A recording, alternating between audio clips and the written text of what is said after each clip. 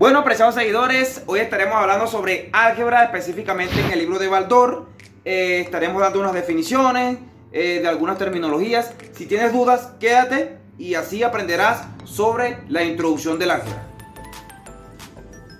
Comenzamos dando una definición concreta de álgebra. Fíjense que álgebra nos define o nos dice que es una expresión donde existe una combinación de letras y números. Fíjense que acá en esta expresión, acá podemos encontrar la definición. Tenemos una combinación de letras con números. Esa es la manera más sencilla, la manera más fácil de comprender cómo se constituye el álgebra. En esa álgebra existen los signos que se pueden emplear. ¿Cuáles son dichos signos? Los signos de operación, los signos de relación y los signos de agrupación. Los signos de operación los conocemos, que son la suma, la resta, la multiplicación, la división, términos elevados a un exponente o términos que están dentro de una raíz. Los signos de relación, el igual, el menor que y el mayor que. Esos son los signos de relación que se pueden emplear dentro de cualquier expresión algebraica. También lo podemos conocer como una fórmula. Y los signos de agrupación, que son los paréntesis, el corchete y las llaves. Cabe destacar que esto tiene una jerarquía. Yo lo expliqué en el video del libro de aritmética. Yo lo estaré dejando por acá por arriba para que si tienes alguna duda lo consultes.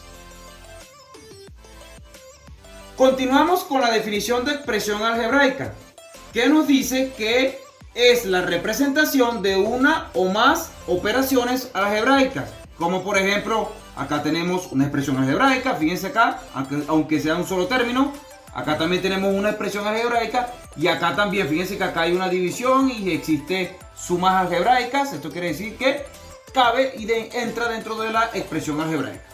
Ahora vamos a definir lo que es término. Una definición muy importante, ya que el término es una representación de símbolos matemáticos la cual no deben estar separados por el signo negativo o positivo. Por ejemplo, tenemos acá un término donde hay dos símbolos matemáticos y no existe o no se nota que estén separados por un signo positivo o por un signo negativo. Acá también tenemos otro término. Fíjense que dentro de estos tres símbolos matemáticos no están separados por el signo positivo o por el signo negativo. Y acá tampoco. Entonces podemos definirlo de otra manera. Que un término es donde hay dos símbolos matemáticos donde se están multiplicando o se están dividiendo. ¿Qué no podemos considerar un término? Vamos a dar un ejemplo. Fíjense acá. Tenemos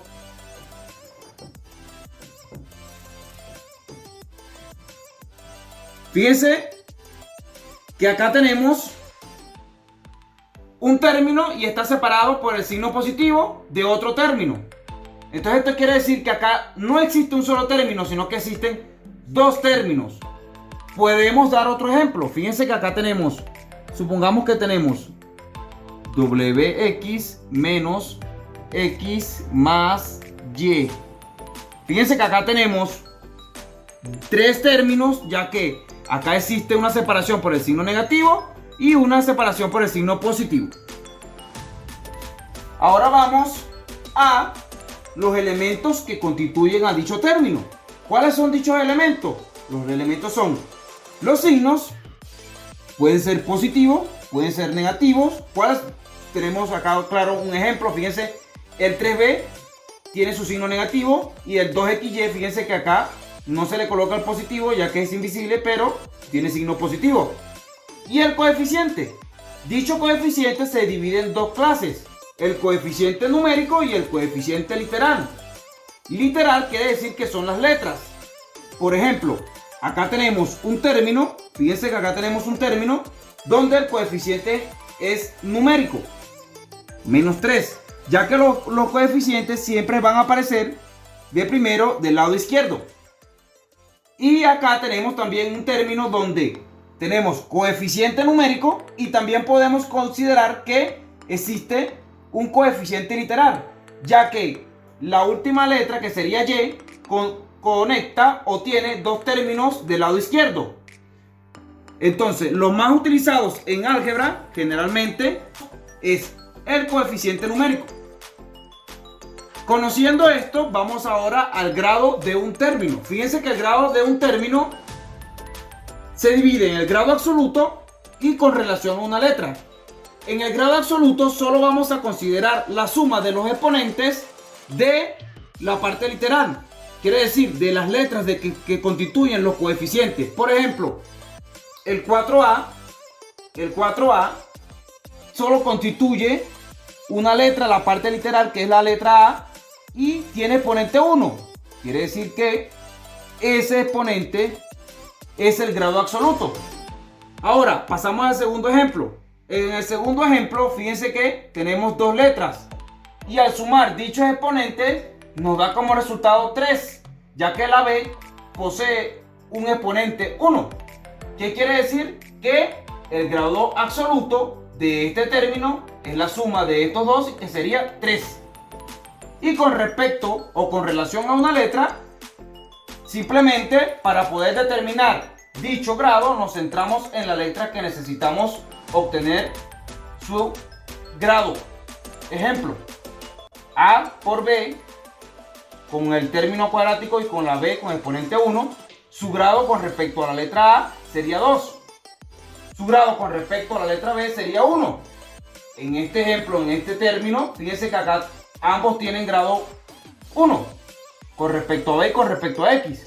Y en este otro ejemplo, fíjense que con respecto a X el grado es 2, con respecto a Y el grado es 4.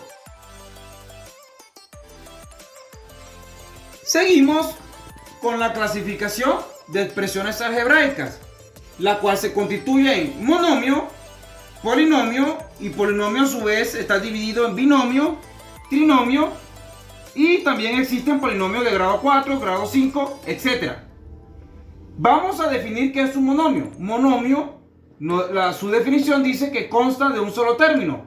Por ejemplo, A por X, ahí tenemos un monomio. Acá tenemos un monomio. Y acá también tenemos un monomio. Fíjense que todos constan de un solo término. ¿Cómo sé yo que constan de un solo término? Recordemos que para saber cómo constan de un solo término, simplemente es observar que ninguno de los símbolos matemáticos estén separados por un signo más o un signo menos. Fíjense que acá no hay signos positivos ni negativos separando cada símbolo. Acá tampoco y acá tampoco. O de la otra manera, que es que cada símbolo matemático esté en multiplicación o en división. Fíjense que acá hay una multiplicación de ambos símbolos, acá hay una división y acá hay una multiplicación. Vamos ahora con polinomios. Polinomios se divide en binomios y trinomios, y como se mencionó anteriormente, también hay polinomios de grado 3, grado 4, grado 5, entre otros. Vamos a dar un ejemplo o vamos a definir qué es un polinomio. Polinomio consta de más de un término. Es por eso que se divide en binomios y trinomios. Ejemplo de binomio. Acá tenemos, fíjense que acá tenemos un binomio. Vamos a dar otro ejemplo. Fíjense que acá tenemos un binomio. Vamos a dar otro ejemplo. Acá tenemos un binomio. Quiere decir que el binomio consta de dos términos. Y acá está separado por un signo más, estos dos símbolos matemáticos. Acá también está separado por un signo más. Fíjense bien que acá este término lo separa el signo más de a este término. Y acá tenemos un término separado por un signo menos del siguiente término. Ahora vamos con trinomio. Por ejemplo, fíjense que acá tenemos un trinomio. Fíjense, tenemos tres términos. Vamos con otro ejemplo. Fíjense que acá también tenemos otro trinomio. ¿Qué quiere decir? Que los trinomios van a contar o se va a definir donde tengan tres términos. Fíjense que acá tenemos un término. Acá tenemos un término, otro término y otro término. Acá tenemos un término y otro término. Y esa es la definición más concreta de trinomio.